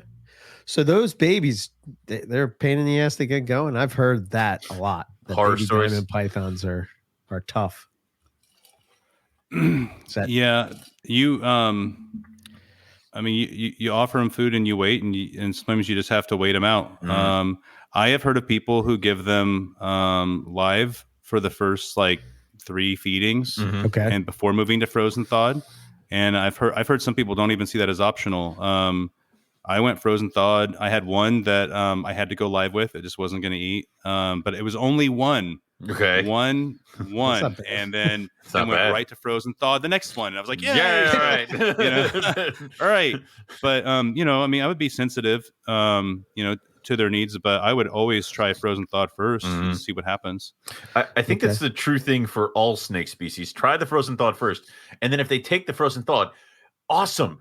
Set those ones aside. They're now on their way of rolling, and then keep offering them frozen thawed, and then that's when you start busting out the bag of tricks for whoever didn't take frozen thawed. And then you eventually get to the point where you maybe have one animal that you have to like give it a live button quail in the 3rd phase of the moon to get it to eat or something stupid. But then you get that thing eating, and then you can slowly transition it back. It's much easier to do it that way than to be like, everything has to take live immediately, because there could be some in there that would have taken a frozen thawed and might have been easier for you if you had tried that first. Right. Sure. Yeah. Yeah. Okay. So do you find that you get do you get a certain percentage that take that right from the gate? I found that most of them take. they're frozen thawed from the beginning, and so the exceptions are the ones that are taking live. See, that makes me feel better because I Yeah. heard that they were a nightmare. I remember we were talking at Tinley and they were like, "Oh, these things are a nightmare to get I going." think people have more nightmares with like green trees and roughies and this, that, and the other thing. I would want to say that maybe diamonds are not as much of a nightmare. I don't know. I've never produced them, so but they're not like it. People seem to think that if it doesn't leap out at you and take the frozen thaw out of your hand as you're pulling it out of the cup, that it might be a problematic feeder. So, Okay. Cool. That's good to know. Do you wait? So when do you offer food? yeah. So I wait until after they shed. So like 2 weeks after they shed. So that could also have something to do with it. Also, if I have one that's kind of small, it's gonna go into something smaller than a V18. It'll go into like a smaller shoebox. Okay. So that's something else that I found works. Sure. Yeah. Okay. Cool. Wow. So I'm trying to think what else as far as babies go. I don't think As for diamonds, I mean, so the babies you start off in you said there was the V18s. Yeah. When and you start moving them up, what size do you move them up into, and around when do you make that transition out? So I mean, I'm just going to wait until they're on, basically when they're on rats. So once we're on rats, when we've moved past the mouse hoppers, then I can move them into the larger enclosure. And that next enclosure, when that's good for a minimum of a year. Okay, so you can keep them in the next one a year. One of those Sterilite tubs with the 2 perches in it. Yeah, I was looking at that. Works excellent. They love it. Okay. Is there any go ahead, Owen. I was just gonna say, and that's like, and that's when you start. So for the V18 rack, that's basically you do belly heat for that, and then is that their first kind of interaction with bulbs, basking, and some UV and stuff like that when they move up to that larger bin? Yes. Okay. Exactly. I would like them to get it as soon as possible, but I think when they're super young, I think their biggest need is security, and they just need to. They don't. When they get into the larger Sterilites, now they're seeing movement, and they're getting used to movement, not killing them when they see someone walk by, Right. and they're getting comfortable with this idea. But when they're really young, I just think they just need to feel super safe, and I like to use the term that memorize their living space, know where everything is, and I think that's where you're gonna have where you get them eating, and so I think that's the best way to do it. But later though, yeah, I definitely think that the sooner you can get them into something larger with the basking heat and climbing and a little more space and exposure to motion. So seeing things walk by and it's okay. Right. It's not going to eat me. Yeah. Okay. Yeah. Yeah. Okay. Are you feeding weekly, every other week? Oh, yeah, I feed weekly. Okay. Yeah, weekly. Okay. No, I feed weekly. Yeah. Okay. Very cool. And I was saying that earlier that they're not always going to eat, every week. So I'll offer, and and usually they will, right, but not always. So do you have any tips for picking out killer diamonds from babies? Tell us your secrets. Yeah. I don't. No, I don't have any tips on that. None at all. Look at the parents. That's what I do. It's so hard to tell. Yeah. And it really is. It's hard to know what the little baby's gonna turn out to be that young. Yeah, especially with diamonds, because they look a lot different as hatchlings. But have we ever seen an ugly diamond? No. Thank you. Have you ever looked at a diamond and been like, that's dog shit? No. Like, no. So I don't know why. Do you have any? I don't know why they aren't more popular. People are afraid of them. Straight up. You think so? Oh yeah. We gotta get rid of that misconception. We gotta change that. Because I think like they're like, again, like I get the whole nippy thing as a baby and all that, but like As far as keeper error goes, I think most people would probably be set up to be able to take care of them pretty. You know what I mean? They don't like that cooler ambient temperature. As long as you give them a good basking spot, I think you're pretty good. You know, I don't know. I would agree. What's your thoughts on that? Why they're not more popular? You don't talking about diamonds in general? Yeah. Yeah, I think people are afraid. People are afraid of diamond python syndrome. People also just the cost of sometimes just getting a diamond or finding a diamond. It's sometimes the availability right now is hard. I don't think that'll always be the case, but I think that for right now, it's kind of hard to find them. So, but yeah, I really have to have a separate room for them and from my jungles. Yeah. And it's just more efficient that way. And you know, in the long run. And then even with the Timors right now, I'm looking at them and I'm like, okay, you know, what am I going to do with your temps? And they're not really going to go in the jungle room. You know what I mean? Sure. So I'm like, all right, I can't really put them in there. So I got to get them cooler. And so they're going to, you know, they could end up in the diamond room, or they could end up in their own new room. Yay! I'm just like the Timor room. I'm willing. I'm going to do whatever I have to do. I'll tell you that. Right. Whatever I have to do to be successful with them, that's what I'm going to try. Right. And we'll see what happens. But that's the thing that people should look at, because that's when you start having successes, when you really kind of piece it together. And instead of trying to make the python species fit into your room, is to bend it around it. I did not have success with the olive pythons until I kicked them out of my other Australian python room into another one that drops cooler. Yeah. So which is just weird to me. I don't understand. It doesn't get cold in the Northern Territory. I know it doesn't, but it doesn't make any sense. Apparently you have to be mean to them and then they have eggs. Like, I don't know what they want.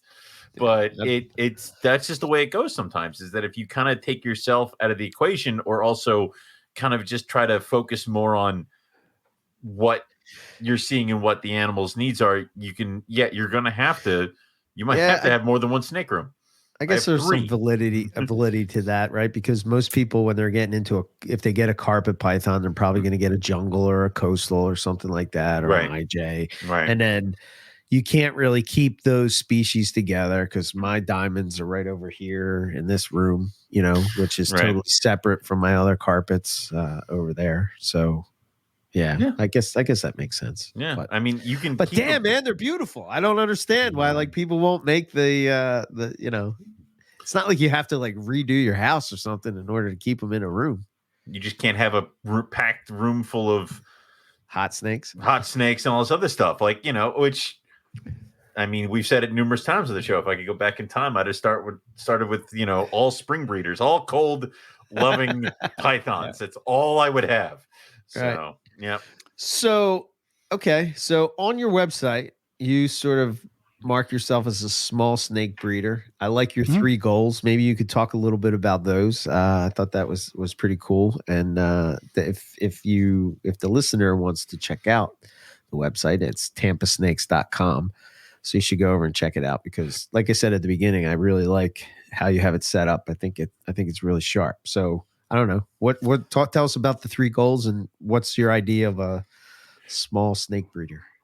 So small snake breeder, that's just my commitment to not overdoing it to where, I mean, this is really more personal, where I don't burn out, because I have a full-time job. I don't have kids at the house anymore, but I definitely, you know, I have a managerial position at the day job. So I want to be able to reasonably like go on vacations and do the things I need to do, but also provide good, you know, great care for my snakes. So and so the number 1 goal for me is just to enjoy the snakes that are in my care, right? Just to enjoy them. And if I get too many and, you know, and overwhelm myself, I'm not going to be enjoying it anymore. And so that's the number 1 thing. And then the second thing, to encourage a quality care culture in the reptile community. It kind of goes with number 1, where some people just, I don't want to use the word hoard, You know what I mean? But Yep. where people just have so much that it's more about how many animals they have and how many can I keep in one room or whatever.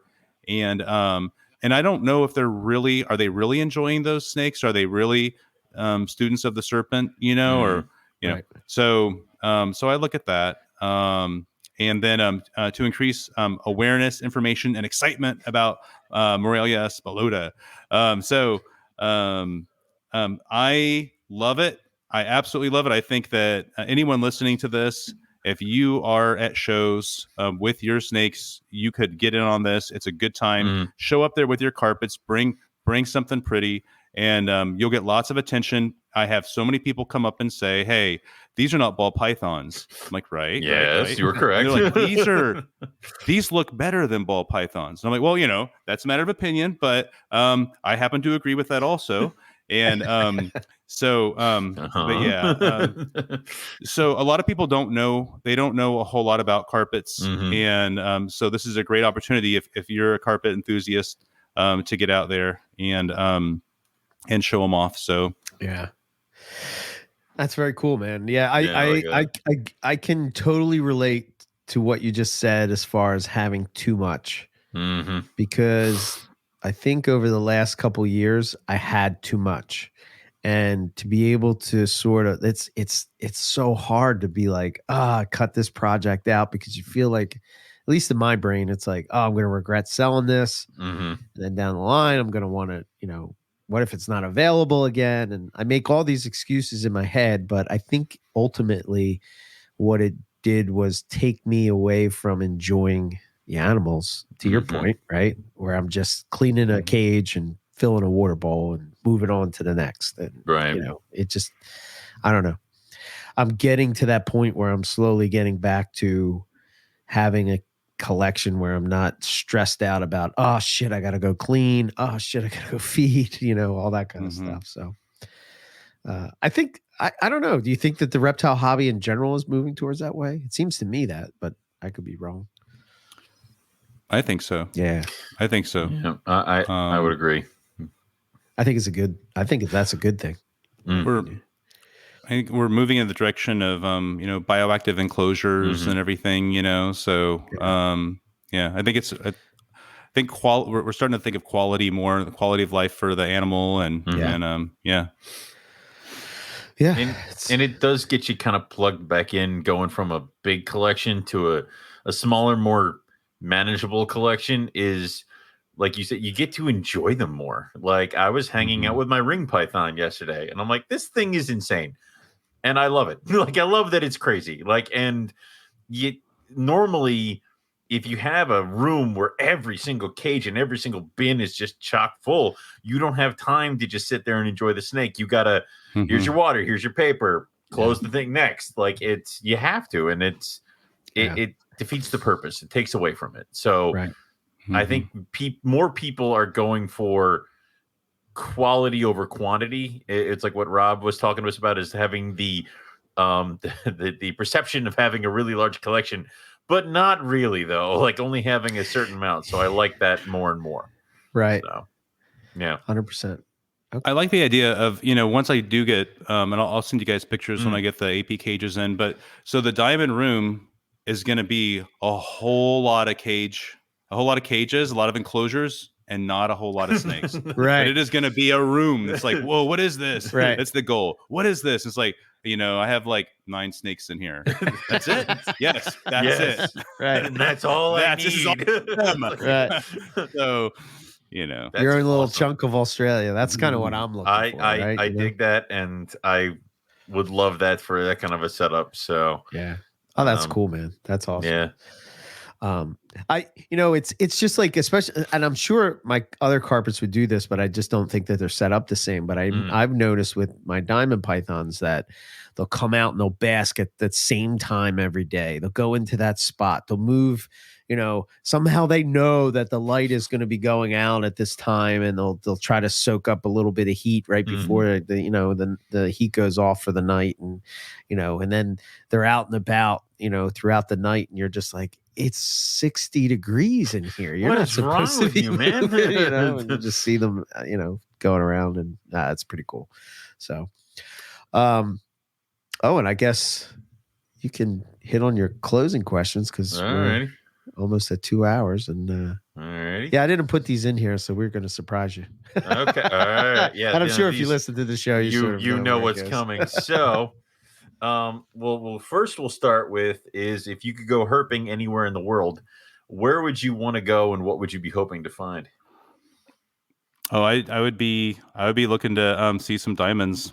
Yeah. So I'd be in Australia looking for diamonds. Wouldn't that be the worst thing though? Is that you go all the way to Australia and you're like, I'm going to find diamonds in their natural habitat, and then you're like, a McDonald's parking lot under a trash can. There's one. It's like that would just. I mean, I hear they have them on grocery store shelves. Right, exactly. In Walmart, that was like, oh, hello. Like, I'll just put this in my basket. Oh, that would be a great day at my store. Yeah, but that would be awesome. It would take some of the the mystique out of it if I found it on the parking lot. I'd still be happy though. So, all right. All right. Now, I guess it would be if you could have any reptile, and you wouldn't have to worry about price, legality, space, time, setup. What would it be and why?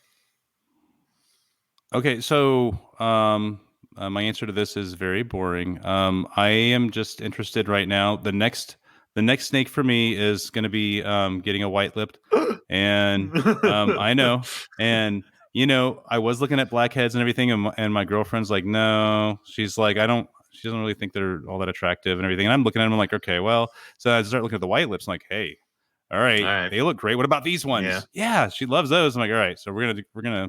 That's probably the next snake for me. Okay. I'm not in a hurry though, because I think the Team Wars are going to keep me occupied for a while. I would agree. I don't know if you ever watch yours, but I watch mine. Mine's in quarantine. I can see my largest one over here, and it is. I'll just watch it. I'm like, what are you doing?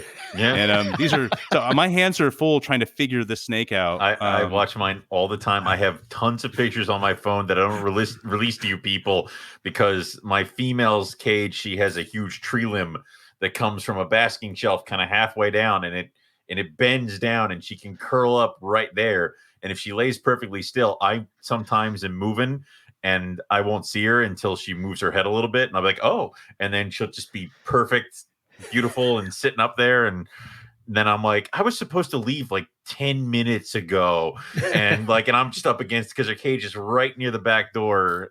So yeah, all the time I'm watching them. But would you go with northern white lips, the golds, or the southerns? So I'm not really sure. I don't know enough about them yet. I would. It would probably be the golds, but I want to do a little more research on them. TBD. Gotcha. Everybody's got their flavor of white lip. I prefer the I prefer the southerns. The golds. Shut up, you. You have no room to speak. Quiet. Yeah. So I think there's just something about like when you see the gold and you see that gold pattern on the black head with white lip. I don't know. To me, it just pops. I get the other one's pretty, but my southerns are all mellow. It's my gold that's a psychopath, and maybe that's why. Because every time I'm walking around, he hits the glass. I'm like, dude. But that's just him and his insanity. So, and I hope he breeds this year so I can make small ones of him. Anyway, but yeah, that would be white lips are always approved here.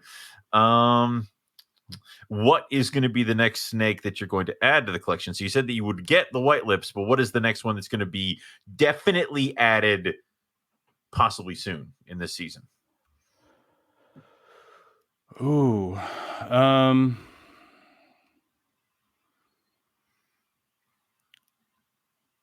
Man, so God. I don't know if I have an answer to that, honestly. I'm thinking what I feel like I got that last female diamond that I wanted. That I mentioned that 2018 one, and I needed that, and then the Timor's pythons, I just cannot buy another one. The price on those is just like I just can't. Only because of money. Yeah. If it's if they were cheap as hell, we'd all have a wall of them. Billy, if you're out there listening, you know that I want to buy more because you just did, but I cannot afford it. So. He's gonna. I think he has like 5 now. Jesus, so, I didn't know he went that hard into them. I think so. He's got more than I do. Now I need more. God damn it. Yeah. There you go. So you're happy with your? There's nothing diamond python wise that you would want to add. No? Okay. Right now, I'm really comfortable with where I'm at. Nice. That's good. Nice. That's yeah. I'm at a place where I could, I could downsize something, but I can't. You know when you're looking to where would you downsize? Yes. You just can't find anything. Yes. But I can't find it. I'm right there at that sweet spot where I'm really comfortable with where I'm at with the collection. So that's good because I think certain people never get there. And it shows, and then they have and then they're like, I'm one of the biggest names, or I have a very large collection of rhino iguana, sell them all. And now I have an entire thing of box turtles. Get rid of these things. I can see people doing that a lot. And it's good to be at a good place with your reptile collection. I like that. So I'm curious what, maybe you sort of touched on this in the breeding thing, but how many pairings of diamonds do you have going this year? So right now I should have 2. Cool. Okay. Just 2. Okay. That's a good number in I need one. You need one. Sir. I need one. So yeah. I might be hitting you up. I'll be watching. you need more diamonds, and also Eric, you're trying again this year, right? With yours? Yeah. Right. I have at the current moment, I have 1.2. So I'd like to get another male. Yeah, that would kind of. I have 0. So at one point, I would like to get more. So it was just timing. Okay, cool, awesome. So go ahead. Is there stuff you want to toss out there? Website, social media? Chuck it all. Well, so I actually wanted to throw out a couple game-changing tips. Yeah, dude, go for it. 2 things that I found in the last year that were game changers for me. They're upgrades. Okay. In the kitchen. Okay. And so one was a garbage disposal that can grind bones. Okay. So, when you have a rat or a bird that's been sitting for a couple days, and you need to dispose of it, you put it out in the trash can, you put it in the freezer, and wait till trash day and forget about it. And it just sits there for weeks, or do you throw it in the garbage disposal? And so that was a game changer for me. I just walk over, plop them in there, pour some extra water down, boom, gone. Wow. And no stink. Really? Right? So game changer. Okay. And then the second thing is a dishwasher with a sanitizing rinse button. Yes. So these will get to like 155 degrees. They kill like 99 point whatever it is, 5% of bacteria. They kill viruses. They'll kill coronavirus. So very, very helpful. So I'm constantly putting things in there. And I mean, honestly, I have snake stuff in there. I'm using the sanitize button like every day. So there's something that needs to be sanitized, tongs or water dishes or something. So I had some furniture from one of my enclosures in there earlier. So yeah. And, and if it's something I really am not, if I really need it clean, and I'm not really sure, I could spray something down with the bleach water solution, let it sit for 10 minutes, and then put it in there and run it on sanitize. Yeah, exactly. Yeah. So definite that those 2 tools have made my life a lot easier. That is something that when people all talk about snake buildings, I'm like, I want a giant ash dishwasher or one of those cage like what you'd see in restaurants where you lower the hood and it steams and sanitizes. Like, give me one of those where I can be like, here's all the snake stuff. Like, yeah, I love it. That's a good idea. We're Tampa Snakes, so we're super, super simple. People make fun of the name sometimes. They're like, oh, how did I forget that? It's so easy. It's very bad. Oh, I had someone complain at the last show. They're like, Clay, you do realize that there are more snakes than just carpet pythons out there, right? And that we're all here selling snakes in Tampa. I'm sorry. Have a more exciting name. Bite me. Like, I don't, yeah. We're here too. Right. I'm like, all right, yeah, I know. But are you? Because the second they see the diamonds and stuff, you're not anymore. So, yeah. Awesome. Bright yellow jungle brings you across. Then you see the neon jag. Then you see the diamond python. It's game over, man. Yeah, you're done. You can't compete. I'm sorry. You can't compete. Sucks. Any Instagram, other kind of social medias, anything like that? I mean, yeah, we're on Instagram. I mean, again, it's just look up Tampa Snakes. Should just pull right up. Cool. All right. I'm at clay@tampasnakes.com if you want to send me an email. We're on Facebook also. I'll answer to all of them. You post the offspring for sale on your website mostly? Yeah. We do. Okay. I have right now. I have a couple right now that are out there. One of them's on Morph. Sometimes I'll put them on Morph Market. Sometimes just on the website. Okay. So yeah. Awesome. Is there anything else you want to toss out there real quick? Any thanks or recognition? You already love those 2 tips, man. You plugged awesome. Billy Hunt more than I think he did on his own.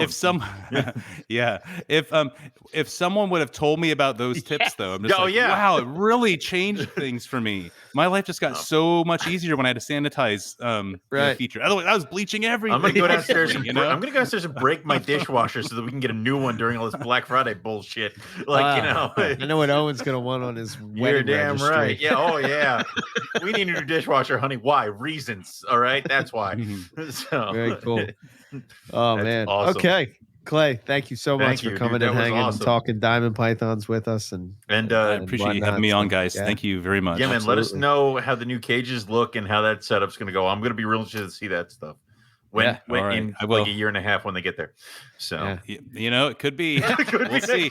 It could be next week. It could be a year and a half. Yeah. That's what we'll know soon. Oh, it sucks so bad. Yeah, it does. Right on. All right, Clay. Well, thanks very much again, and we'll catch up with you down the road and possibly at Daytona. All right. Sounds good. All right, man. All right. Bye, guys. Talk to you.